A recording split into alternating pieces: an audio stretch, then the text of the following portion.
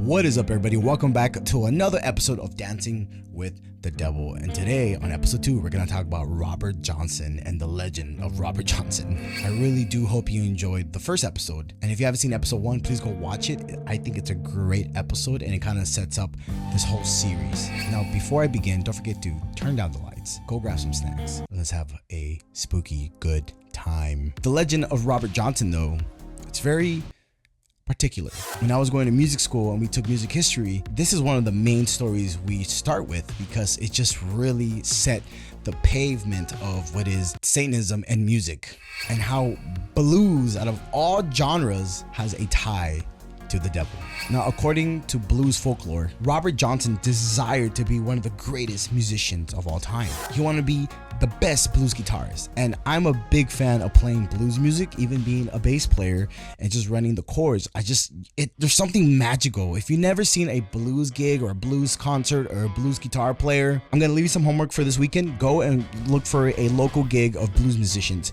Most likely they're gonna be like 100 years old. They're gonna be sitting down, but they're gonna play, oh my god, and that's what Robert Johnson wanted to be. But unfortunately, he wasn't very skilled. He was not considered a great or even a good musician. Legend says that he would play and sing around his village, city, where he was from. Now, Robert Johnson was from Hellhounds, Mississippi, a small town in the Mississippi Delta. Hence why we have the Delta blues genre. Now, Robert Johnson was born in 1911. No one really knows around what age Robert Johnson sold his soul to the devil, but legends say it's somewhere between 19 and 22. Now, here's the legend of how it happened. He took his guitar to the Crossroads, by where Highway 49 and 61 meet in Clarksdale, Mississippi, and he was there at midnight. There, he met a mysterious figure, often described as the devil himself.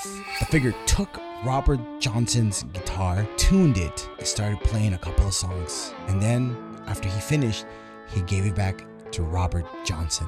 And from that moment on, Robert Johnson had this supernatural ability of playing that guitar. Robert Johnson had this ability now. He acquired this skill, but at the exchange of his soul. So pretty much Robert Johnson signed his life away. Now, before I continue, I will say there's no proven fact that this happened. There's no record. There's just rumors and legends that this man sold his soul to the devil, because what happened was that he disappeared for a year. Nobody knew what happened to him. Nobody knew where he was at. And all of a sudden he comes back with this ability of playing the guitar like he has never played before. Now, me being in the music industry, me being a music teacher, I will say that a year you can approve a lot, but from the legend, it seems like this man went from barely playing simple chords to soloing and playing chords and melodies. And if you don't believe me, listen to his music. And the way he even sung was eerie.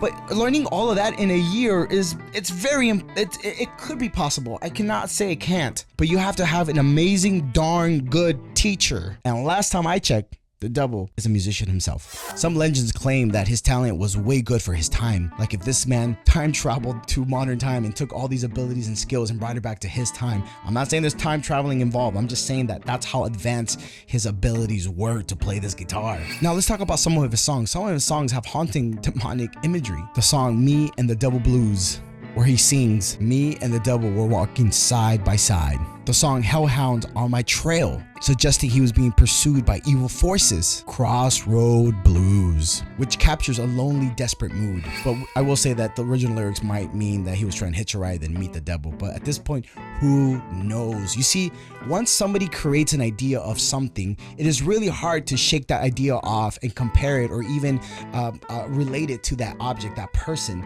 If I tell you this person is a mean person and you meet this person for the first time, you're gonna already assume that this person is mean because of what I said, because of the myth of that person I told you.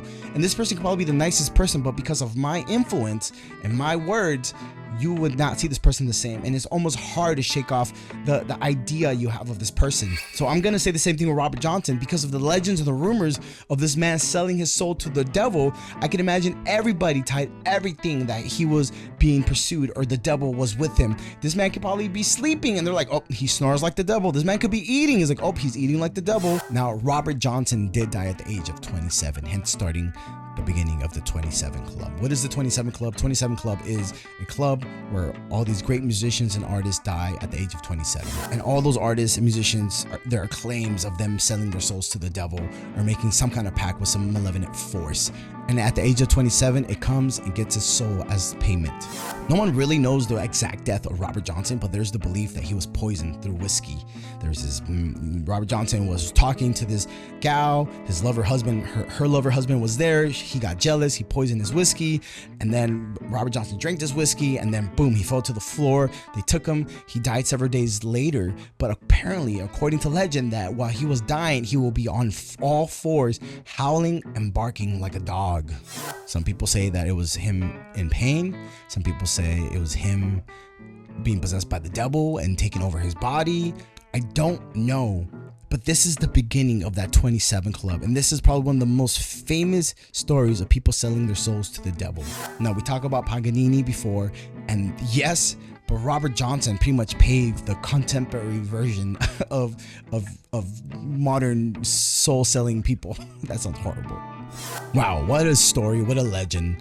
This man is one of those cases where he became more famous after death because of all the legends and the lore that he has and just follows him still to this day. 100 years later, we still talk about Robert Johnson and the lore of him and the myth of him selling his soul to the devil, and we can't even confirm or deny. That's the thing, we can't confirm it, but we can't deny it either. God, I love music history. Anyways, before we finish this video, here's a word of our sponsors. Now, before I finish, I want to talk about how I got this jersey. We are in World Cup season, and you know, in the World Cup, we have crazy football players, we have crazy moments of football history, we have our national teams playing, and people are going wild. But what if I tell you that I know how to get great vintage jerseys at an awesome price? You heard that right. My boy JNH Jerseys, right now, me and him are collaborating. My boy sells the most authentic retro jerseys in the history of football. How retro are we talking about? I am talking awesome, cool retro jerseys and even modern jerseys, or maybe jerseys from the past 10 years. I got this awesome Barcelona away kit from the 08-09 season. If you're a Barca fan, you know how memorable this jersey is. I have a awesome Cristiano Ronaldo Man U United from the 07-08 season, which in my opinion was one of the greatest seasons of football history. I have a retro Arsenal jersey with Titi Henry on the back. So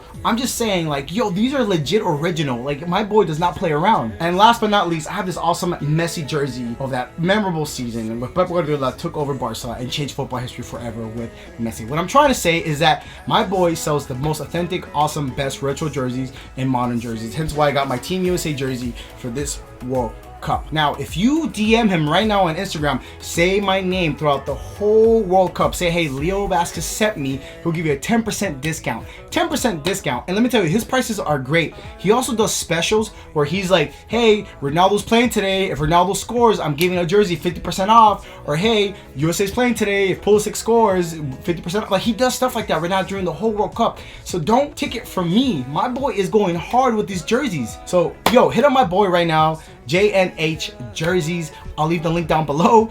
Tell him I sent you. Get yourself a 10% discount. Go buy some jerseys. Go watch the World Cup. And honestly, y'all, go Team USA. I have them as my dark horse. We're gonna go far.